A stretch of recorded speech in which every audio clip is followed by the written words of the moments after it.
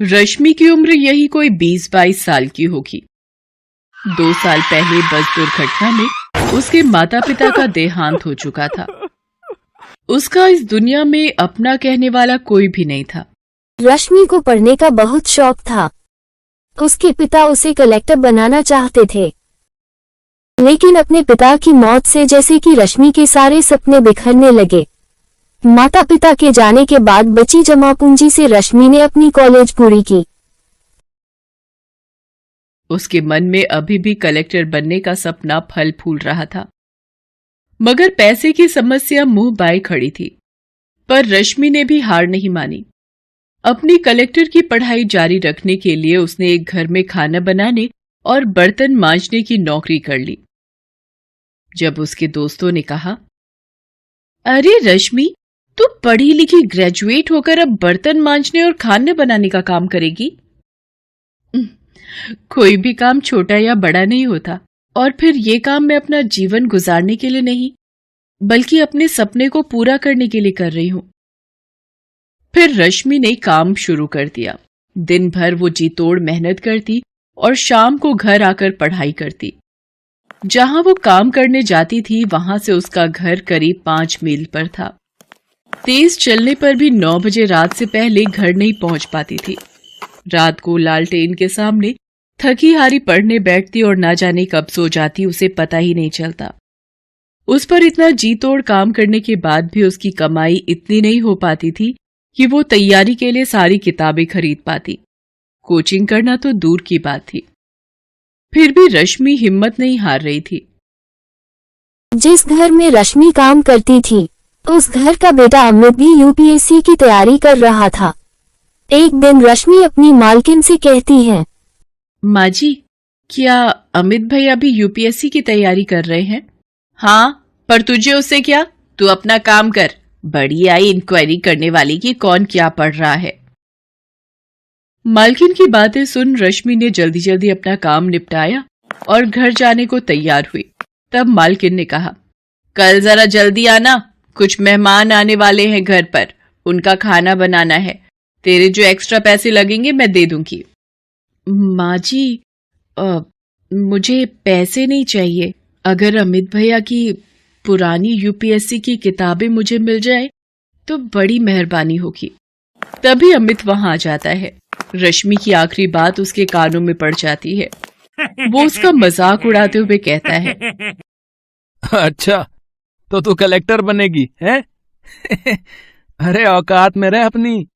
तुझे पता भी है कि यूपीएससी क्या चीज है? अच्छे अच्छों को नानी याद आ जाती, नानी। तेरे जैसे लोग कलेक्टर बनने लगे तो हो गया देश का उद्धार। अमित की बात पर उसकी माँ भी जोर से हंस पड़ी।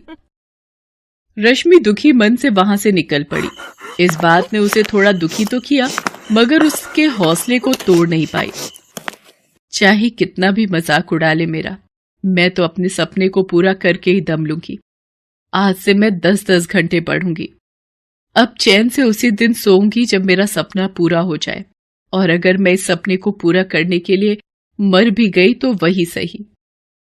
रश्मि ने ठान तो लिया, मगर किताबों की समस्या अभी भी हल नहीं हुई थी। अगले दिन वो फिर काम पर गई। वहां उसने सारे मेहमानों का खाना बनाया और जब सब मेहमान खा पी कर चले गए तब वो मालकिन के पास गई और बोली, माँ जी, सारा काम हो गया। आपने कहा था कि आप कुछ एक्स्ट्रा पैसे देंगी। अगर कुछ पैसे मिल जाएं तो मैं उनसे किताब खरीद लूंगी।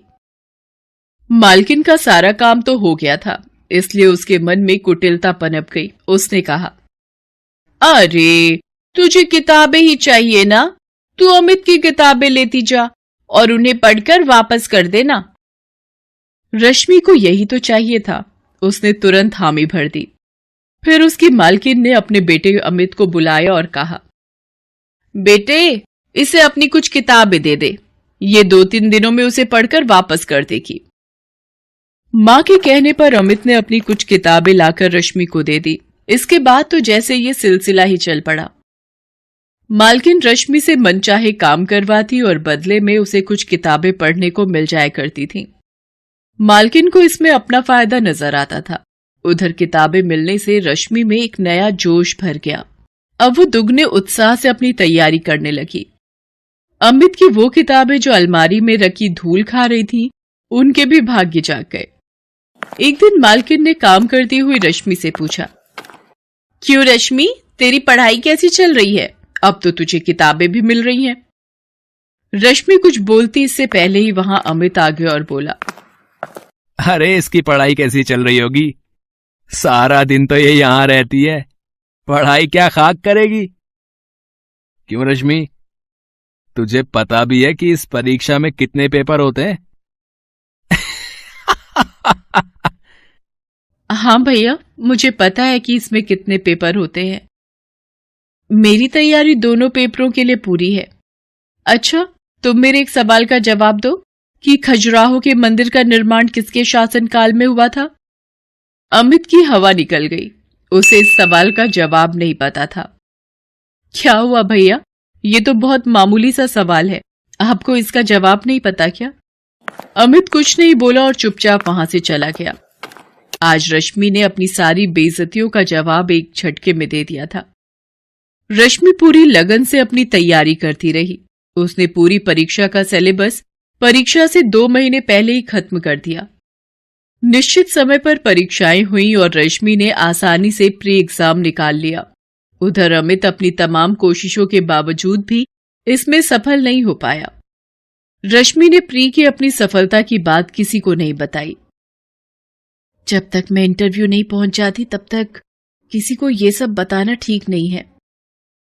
इस तरह लगातार परिश्रम करते करते रश्मि ने मेंस की परीक्षा भी पास कर ली। अब सिर्फ इंटरव्यू देना बाकी रह गया था। इंटरव्यू से एक दिन पहले, देख रश्मि, कल अमित का जन्मदिन है, काफी सारे मेहमान आने वाले हैं, तू जरा जल्दी आ जाना। लेकिन माँ जी, कल तो मेरा आना मुश्किल है, कल मेरी आखिरी परीक्षा है। हाँ, बड़ी आई परीक्षा देने वाली, जितना बोला उतना कर। अगर कल तू नहीं आई तो फिर तुझे दोबारा यहां घुसने नहीं दूंगी। रश्मि ने मालकिन की बात नहीं मानी और निश्चित समय पर इंटरव्यू देने गई। मालकिन ने उसी दिन दूसरी नौकरानी रख ली।